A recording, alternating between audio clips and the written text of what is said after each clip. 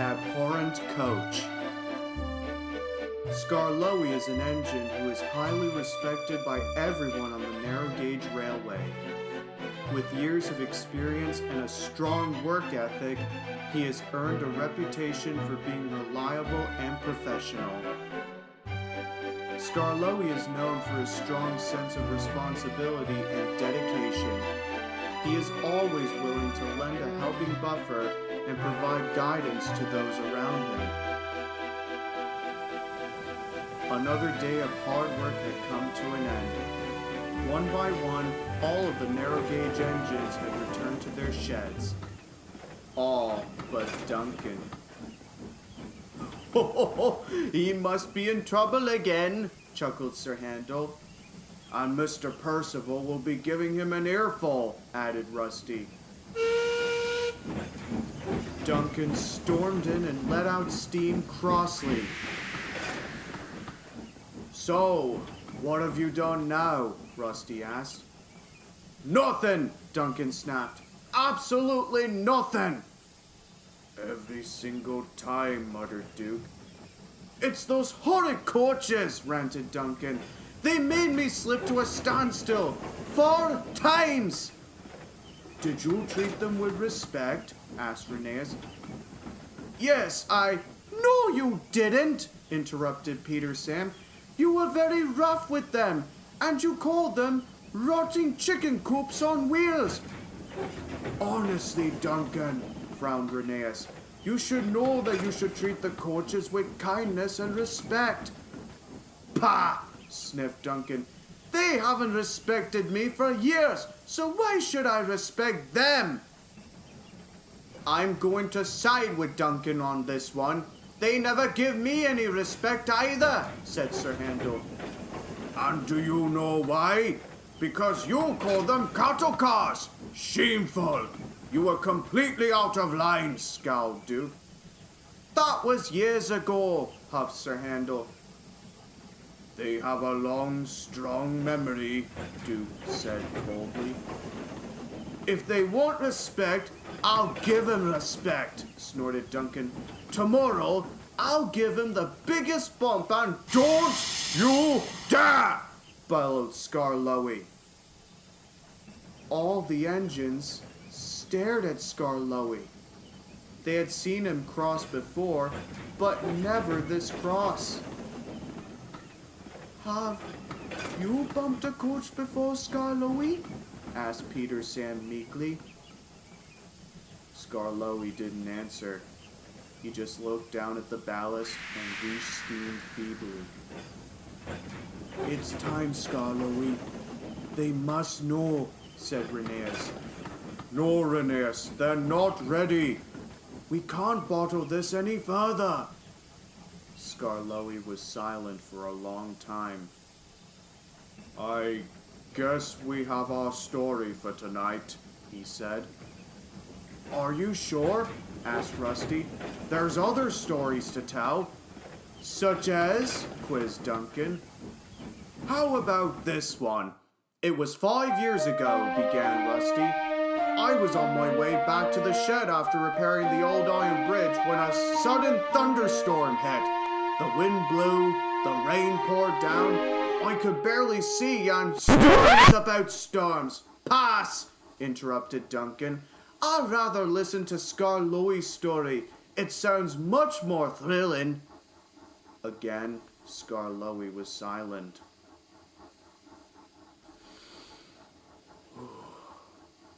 "It was a long time ago," he began.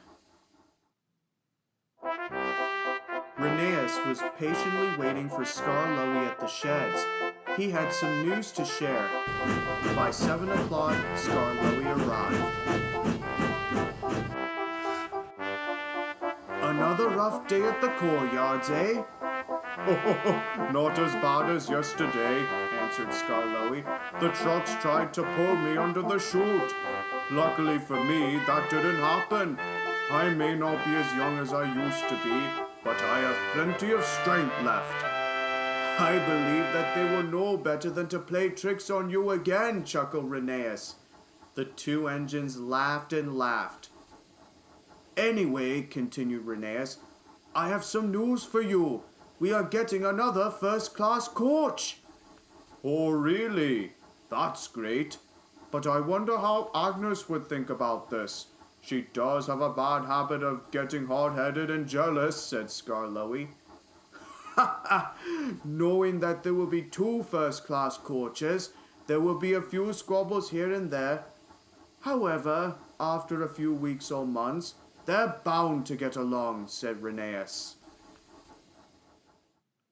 The next morning, Skarloey was shunting in the yard when he heard Rheneas's whistle.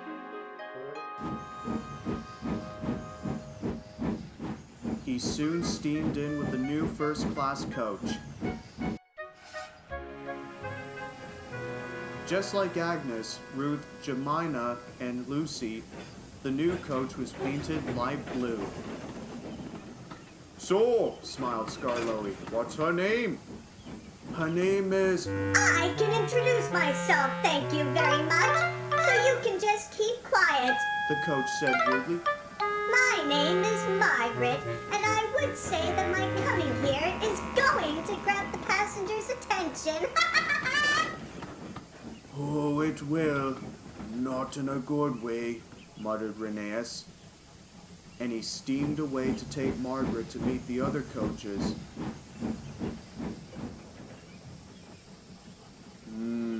Agnes and Margaret are going to be fast rivals, Skarloey said to himself. And he was right.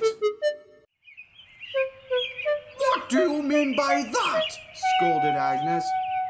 I'll explain this better to you, said Margaret.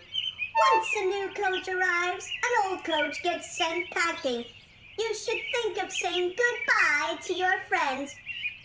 Absolute poppycock! Shouted Agnes. I may not be as young as I once was, but I'm still a useful coach.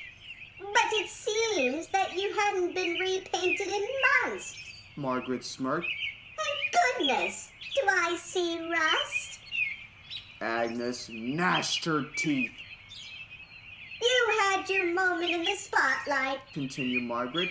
But now the spotlight belongs to... What is that awful smell? That would be Beatrice the guardsman, explained Agnes. She may be smelly. She's very important nonetheless. So it's important to smell like fish and cheese? I think not, scoffed Margaret. She needs to be scrapped. The other coaches were livid. Beatrice was in tears. It was time for the first train of the day, and things didn't get any better for Agnes. Why are you using her instead of me? It's utterly preposterous, protested Agnes. Settle down, Agnes, soothed Skarloey. It's only for a few days. See that? Teased Margaret. Your spotlight is starting to flicker. Agnes ignored Margaret. Skarloey coupled up to the coaches and puffed away. This is my big debut. The passengers are waiting. Speed up a little, grumbled Margaret. Try to be reasonable, Margaret, said Skarloey. We're not running late. You must be...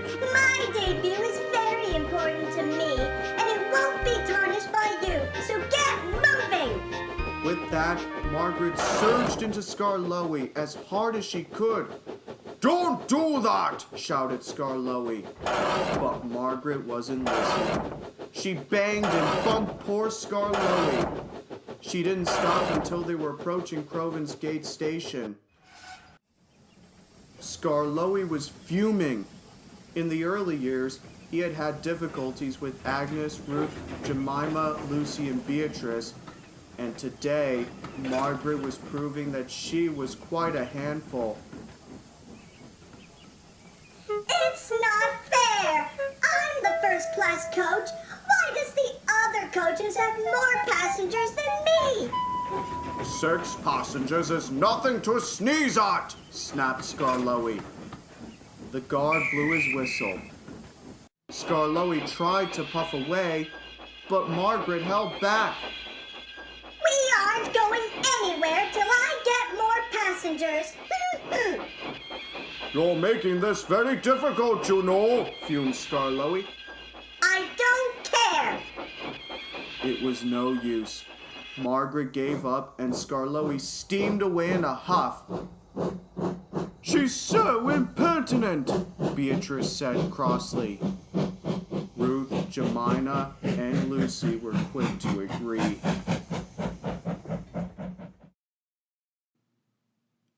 Soon Skarloey was at Lakeside and was waiting patiently for the passengers. But for Margaret, time seemed to be passing very slowly. Surely it's time to go now, complained Margaret. We're going to be late. We have plenty of time, Skarloey said crossly. And I want to point out we left Croven's Gate a few minutes late. And whose fault is that? Oh, that's right. It was the coach who wanted more passengers. The other coaches giggled to themselves while Margaret glared. The passengers were still boarding. Then Margaret made a big mistake. We are going now! She surged into Skarloey again. The passengers screamed in fright. Everyone was very cross at Margaret. You stupid, foolish idiot! Screamed Skarloey. Do you realize what you've just done? All the passengers stormed up to the guard. Is there any room in Ruth, Jemina, and Lucy? Asked one of the passengers. Margaret here is a menace. I would rather ride in Beatrice, said another. I hope you're happy, Skarloey said coldly. Wait till Mr. Percival hears about this. Margaret said nothing. Mr. Percival was waiting at Croven's Gate when Skarloey steamed up. The passengers told Mr. Percival what a bad railway it was and how Margaret was a bad coach. Leave it to me, ladies and gentlemen, Mr. Percival said calmly. Margaret and I will have a long chat. Margaret gulped. 5 passengers, Margaret. 5 passengers got hurt because of you! But I was only thinking... The only thing you were thinking about was yourself, and not the safety of everyone else. So, you will stay in the yard until I make my decision about what to do with you. Good day. Mr. Percival turned and stormed away. It's only your first day, and you screwed up big time, smirked Agnes. Don't talk to me, sneered Margaret. Margaret stayed in the yard for several weeks.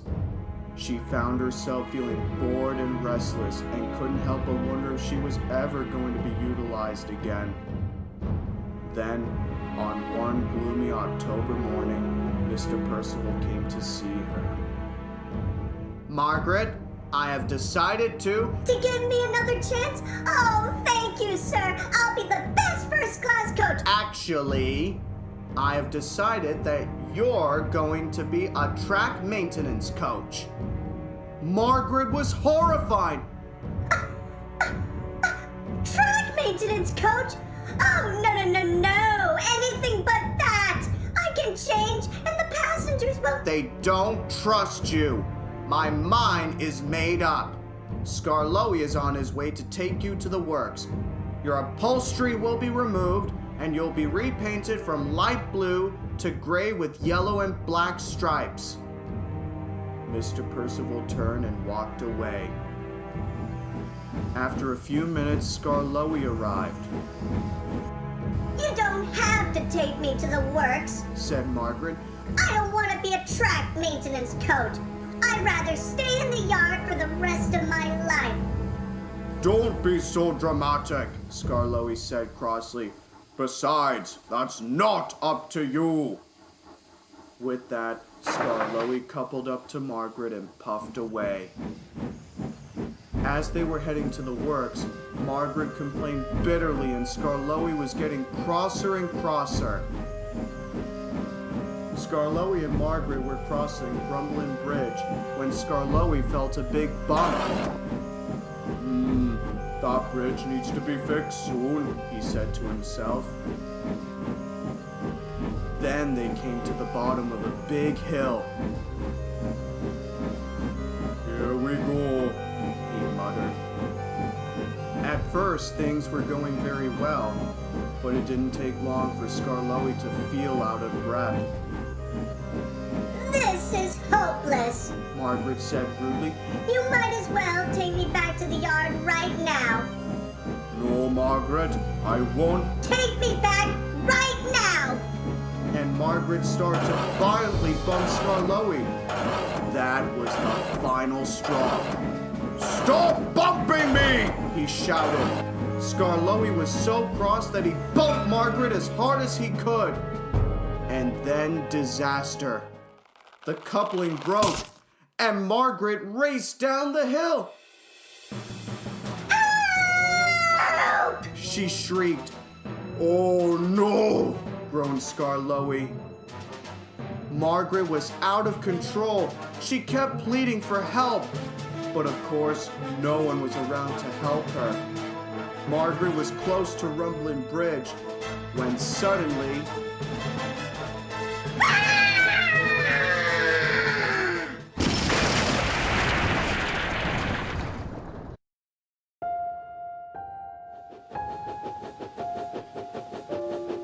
Skarloey arrived at Rumbling Bridge Station.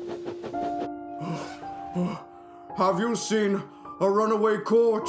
He asked the station master. She's nearby, he said, and he pointed towards the bridge. Skarloey puffed onto the bridge. He looked down and gasped. There was Margaret, in pieces. Cinders and ashes, he said quietly. It didn't take long for Mr. Percival to hear what had happened. Sir, I didn't mean to. Skarloey, it was just an accident. Plus, Margaret proved to everyone that she was a troublesome, abhorrent coach. Today, she just sealed her fate. Months went by, and strange things started to happen. Each time Skarloey or Rheneas would cross Rumbling Bridge, they would hear the blood-curdling scream of a runaway coach. On a few occasions, the other coaches and some passengers would hear her scream too. So, that's the whole story, finished Skarloey. No one said a word. They were white as a ghost. So, Duncan, said Rheneas, after hearing that story, are you still going to... No. Don't worry about me. I won't bump the coaches. Wise choice, said Skarloey.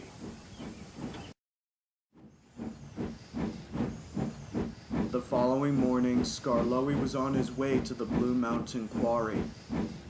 As he crossed Rumbling Bridge, he heard Margaret's blood-curdling scream. Skarloey sighed to himself. You're still here. Listen, I didn't mean to, but if you were a better coach, this whole thing wouldn't happen. The other engines started to hear Margaret's blood-curdling scream. Each time they do, they would quiver in fear. So next time you cross Rumbling Bridge, listen carefully. You might hear the scream of Margaret, the abhorrent coach.